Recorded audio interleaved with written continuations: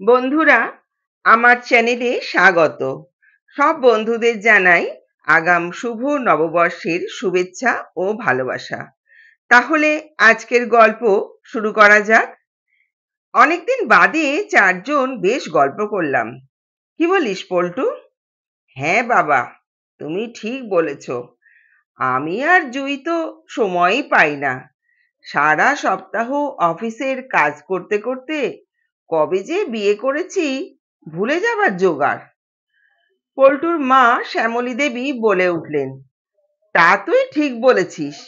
কে বলবে তোদের বিয়ের 5 বছর হতে চললো, শুধু অফিস আর কাজ, সংসার করলি কোথায়? বিয়ে দিলাম, নাতি নাতনি হবে, খেলা করব, ওদের সঙ্গে দুষ্টুমি করব, সে কি আর ভাগ্যে আছে? আমার যে বছর বিয়ে হলো তার পরের বছরই তুই হলি। আজকের ছেলে মেয়েরা কি জানি বাবা কেমন করে সংসার করে। কথাটা শেষ হওয়ার সঙ্গে সঙ্গেই জুই উঠে নিজের ঘরে চলে গেল। পল্টু মানে সৌমেন বলল, ঠিক আছে, হবে হবে, এত তাড়া কিসের? শ্যামলী বললেন, না, কোনো তাড়া নেই আমার। তোদের যখন মন চায় তখন ভাবিস, আমি না হয় স্বর্গে গিয়ে তোদের আশীর্বাদ করব।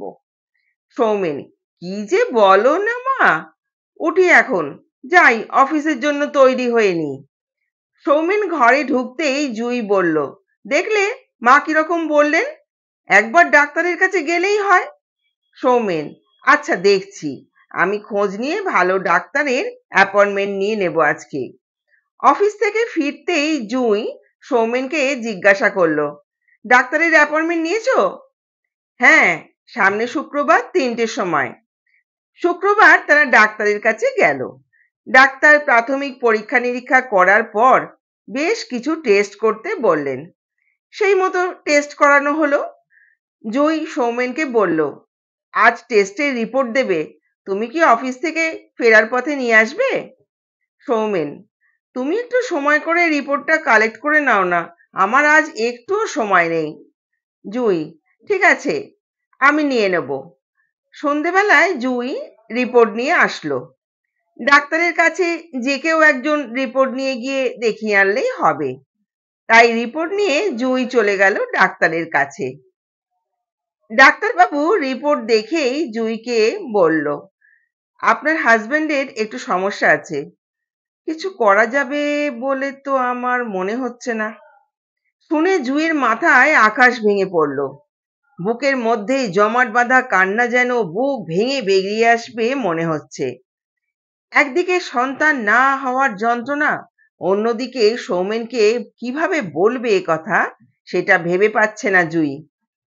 সৌমেন অফিস থেকে ফিরে বলল, আজ অফিসে ভীষণ কাজের চাপ ছিল, মাথাটা ধরে আছে, এক কাপ চা দেবে জুই? জুই চা করে এনে দিল। সৌমেন, ডাক্তার কি বলল গো? প্রশ্নটা শোনা মাত্র জুই খুব জোরে কেঁদে উঠল। কি হয়েছে, কাঁদছো কেন? ডাক্তারবাবু কি বললেন? জুই বলল, ডাক্তারবাবু বলেছেন আমাদের সন্তান হবে না। সৌমেন, কেন, কি সমস্যা? জুই, সমস্যা তোমার নয়, আমার। আমার জন্যই তুমি বাবা হতে পারবে না। সৌমেন নিজেকে সামলে নিয়ে বলল, ঠিক আছে, ঈশ্বর আমাদের ভাগ্যে যা লিখেছেন তাই হবে, তুমি দুঃখ পেও না, আমি তো আছি। কথাগুলো সৌমেন বলল বটে, কিন্তু তার বলার মধ্যে কেমন যেন একটা অবহেলা ছিল।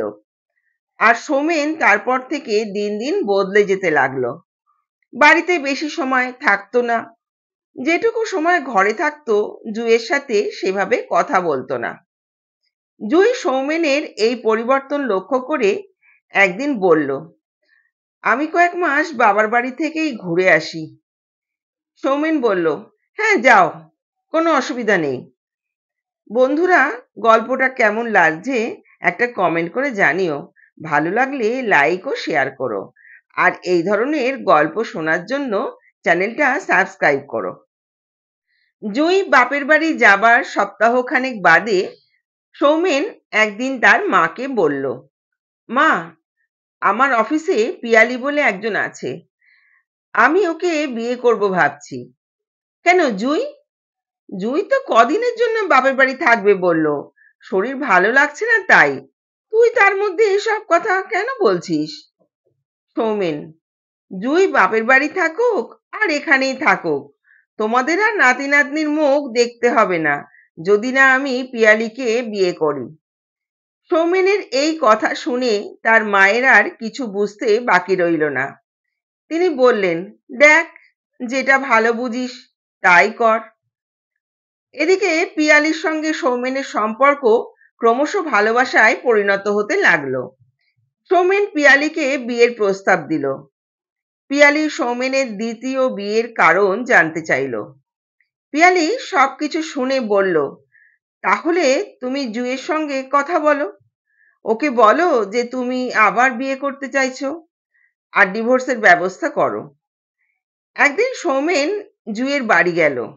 জুইকে বলল, তোমাকে আর আমাদের বাড়ি যেতে হবে না, আমি আর তোমার সঙ্গে সংসার করতে চাইছি না, তুমি আমাকে ডিভোর্স দিয়ে দাও। জুই বলল, এ কি কথা বলছো? আমি তো স্বপ্নেও ভাবিনি তুমি এত দূর পর্যন্ত যেতে পারো। আমরা পরস্পরকে ভালোবেসে বিয়ে করেছি, ডিভোর্সের কথা মুখে আনলে কিভাবে? সৌমেন বলল, ভালোবাসতাম, এখন আর বাসি না। আমারও ইচ্ছে হয় কেউ আমাকে বাবা বলে ডাকুক, আর সেটা তোমার জন্য সম্ভব নয়। জুই: তা ঠিক বলেছ, কিন্তু সন্তান হবে না বলে আমাদের ভালোবাসাটা মিথ্যে হয়ে যাবে?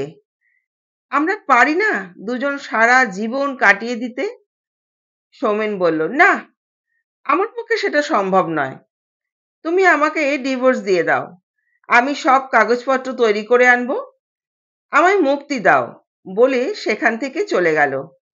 জুই ভীষণ কাঁদতে লাগলো। জুইয়ের মা এসে তাকে বোঝাতে লাগলো, তুই কেন মিথ্যে বোঝা ঘাড়ে নিয়ে কষ্ট পাচ্ছিস? ওকে সবকিছু পরিষ্কার বলে দে, এটা তোর ভুল। সৌমেন না জেনে আর একটা বিয়ে করবে আর তার জীবনও নষ্ট হবে। জুই বলল, মা, আমি কষ্ট পাচ্ছি এটা ভেবে নয় যে সৌমেনের কোনোদিন বাবা হওয়া হবে না। আমি কষ্ট পাচ্ছি আমার ভালোবাসার তাহলে কোনো মূল্য ছিল না? সৌমেন তাহলে শুধুমাত্র সন্তানের জন্য আমাকে বিয়ে করেছে এটা ভেবে। এদিকে পিয়ালি ও বিয়ের জন্য মানসিকভাবে প্রস্তুত হতে লাগলো। সে একদিন সৌমেনকে বলল, দেখো, কিছু মনে করো না, আমি একটা কথা বলতে পারি? সৌমেন: হ্যাঁ বলো, একটা কেন, অনেক কথা বলো, আমি তো তোমার কথা শুনতে চাই, তোমার সঙ্গে বাকি জীবনটা কাটাতে চাই। পিয়ালি বলল, আমার মনে হয় আমাদের বিয়ের আগে কিছু মেডিকেল টেস্ট করে দেখে নেওয়া উচিত। এরকমও হতে পারে আমিও জুয়ের মতো কোনোদিন মা হতে পারবো না, তখন তুমি আবার বিপদে পড়বে। সৌমেনের কথাটা ভালো না লাগলেও মনে মনে ভাবলো এটা ঠিক। বলল, হ্যাঁ নিশ্চয়ই, এটা তুমি ঠিক বলেছ, কালই আমরা ডাক্তারের কাছে যাব। সেই মতো দুজনই ডাক্তারের কাছে গেল, আর ডাক্তার কিছু পরীক্ষা নিরীক্ষা করিয়ে তার রিপোর্ট আনতে বলল। সৌমেন নিজেই গেল মেডিকেল টেস্টের রিপোর্ট গুলো আনতে। রিপোর্ট দেখে সেখানেই মাথায় হাত দিয়ে বসে পড়ল। জানতে পারলো সমস্যা তার নিজের। সেখান থেকে দৌড়ে এসে জুঁইয়ের বাড়ি গেল। জুঁই, এই জুঁই। জুঁই বলল, কেন ডাকছো? বলো কি হয়েছে? সৌমেন: তুমি তো আমাকে বলনি যে সমস্যা আমার, তুমি তো বললে তোমার সমস্যা, কেন এরকম মিথ্যে কথা বললে আমায়? জুঁই বলল, আমি তোমাকে ভালোবাসতাম সৌমেন, তাই তোমার সব সমস্যাই আমার সমস্যা বলে মেনে নিতাম। তাছাড়া তুমি এই কথা জানতে পারলে খুব কষ্ট পেতে, তাই তোমাকে বলতে পারিনি। কিন্তু আজ তোমার কষ্ট আর আমার কষ্ট আলাদা। তুমি আমাকে চাওনি, বরং বংশের প্রদীপ জ্বালানোর জন্য সন্তান চেয়েছো। আমার ভালোবাসাকে ছোট করেছো, তাই আজ আর আমার কিচ্ছু আসে যায় না তোমার ভালো লাগা বা না লাগাতে। তুমি এখন আসতে পারো, ডিভোর্সের কাগজ তৈরি করে নিয়ে এসো, আমি সই করে দেব। এই বলে জুঁই বাড়ির ভেতরে চলে গেল।